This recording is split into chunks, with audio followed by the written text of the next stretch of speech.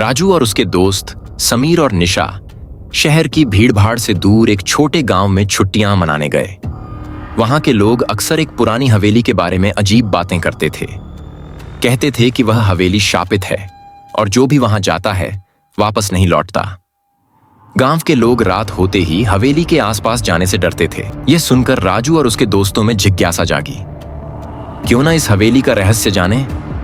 राजू ने रोमांच भरी आवाज में कहा। समीर ने थोड़ी झिझक के साथ कहा, कहीं सच में भूत हुआ तो? निशा ने मुस्कुराते हुए कहा, डरपोक मत बनो, हम सिर्फ देखने जा रहे हैं। अगली रात तीनों टॉर्च और कैमरा लेकर हवेली की ओर चल पड़े। हवेली बेहद पुरानी और जर्जर हो चुकी थी। जैसे ही उन्होंने गेट खोला, एक अजीब सी ठंडक पूरे शरीर में दौड़ गई। हवेली के अंदर घना अंधेरा था और हर कदम पर लकड़ी के फर्श के चरमराने की आवाज माहौल को और डरावना बना रही थी।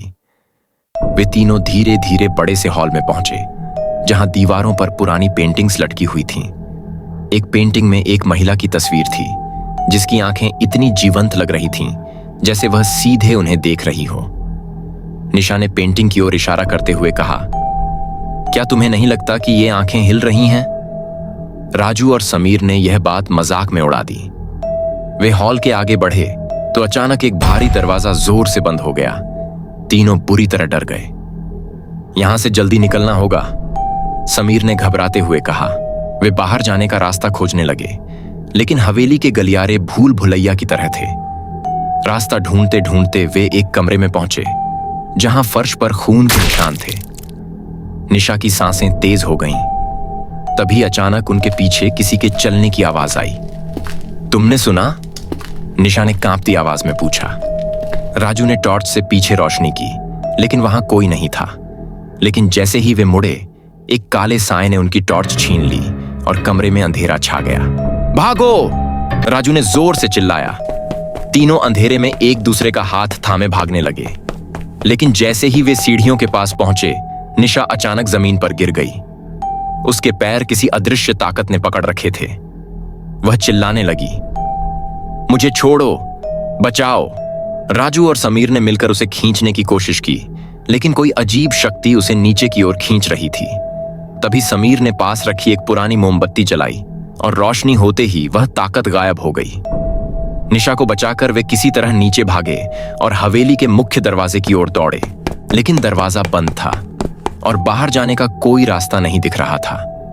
तभी पीछे से वही काला साया उनके करीब आता दिखाई दिया।